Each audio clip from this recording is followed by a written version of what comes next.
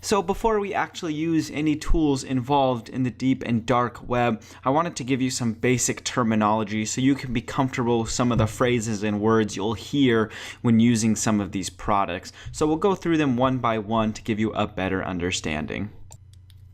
So the first thing you'll definitely need to know is BTC, which is just an abbreviation for Bitcoin. And then you have CP, which is a popular one around the deep web, which stands for child pornography. It's pretty popular because everyone seems to think that's what makes up all of the deep and dark web, which is not true, but it's important that you know that's what CP stands for. You have Escrow, which is using a third party for a transaction. So essentially, you as a buyer send your money straight to a third party, and before the seller gets it, you have to verify that you actually received the product or something like that. Then exit scam, which is pretty popular around marketplaces.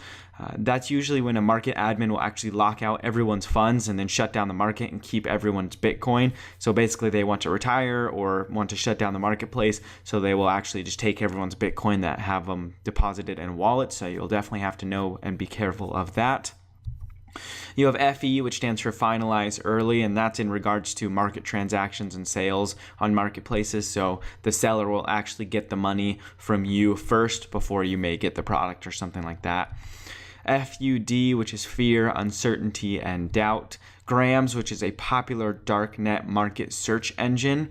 And then I2P, which is kind of like the Tor network, but runs off of a different encryption and doesn't use like .onion sites. It uses separate sites. So it's a pretty popular one you should be aware of. There's also Freenet as well. So I2P, Freenet, and Tor are very popular networks, but Tor is obviously the most popular of the group. Some other phrases and terms you should know: ISP, which is of course Internet Service Provider; MSN, which stands for Mainstream Media; NDD, which is Next Day Delivery; 3DD, which is 3-day delivery; and then OPSEC, which is Operation Security. So those are some of the most important terminology phrases you should be aware of. If you think I missed any, definitely let me know. Send me a message so I can add them in.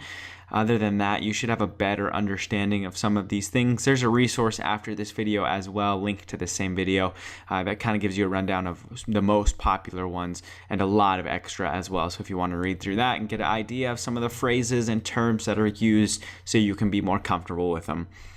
But that'll do it for this video. See you in the next one.